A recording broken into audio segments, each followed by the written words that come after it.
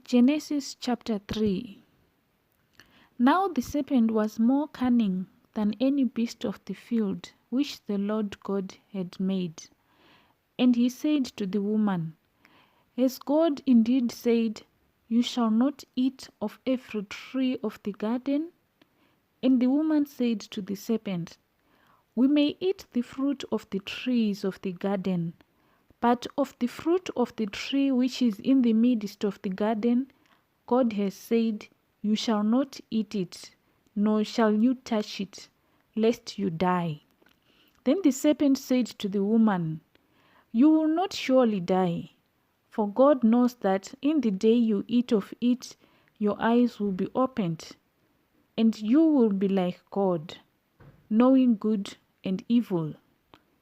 So when the woman saw that the tree was good for food, that it was pleasant to the eyes, and a tree desirable to make one wise, she took of its fruit and ate.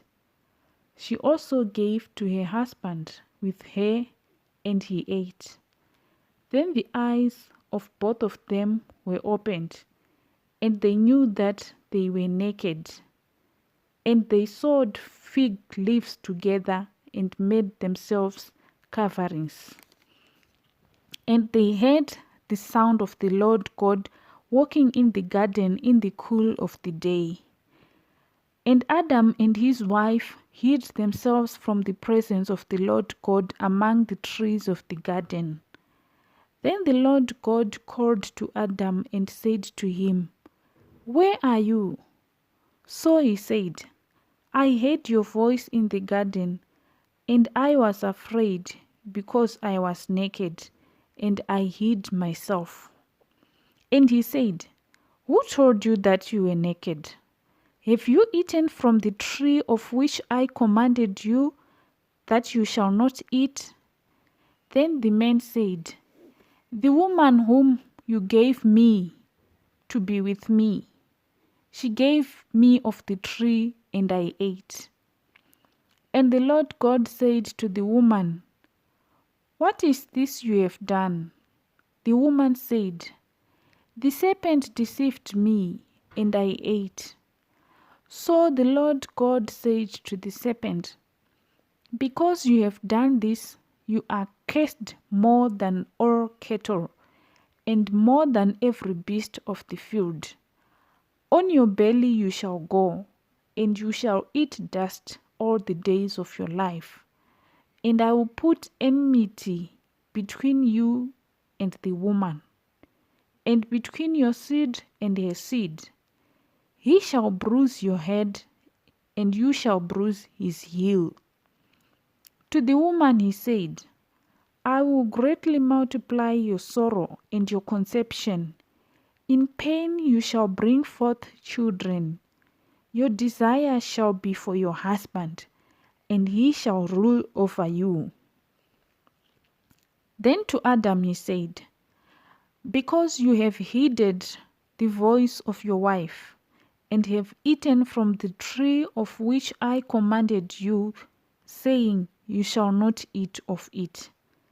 Cursed is the ground for your sake. In toil you shall eat of it all the days of your life. Both thorns and thistles it shall bring forth for you, and you shall eat the herb of the field. In the sweat of your face you shall eat bread till you return to the ground. For out of it you were taken, for dust you are, and to dust you shall return. And Adam called his wife's name Eve, because she was the mother of all living. Also for Adam and his wife the Lord God made tunics of skin and clothed them. Then the Lord God said, Behold, the man has become like one of us, to know good and evil. And now, lest he put out his hand and take also of the tree of life, and eat and live forever.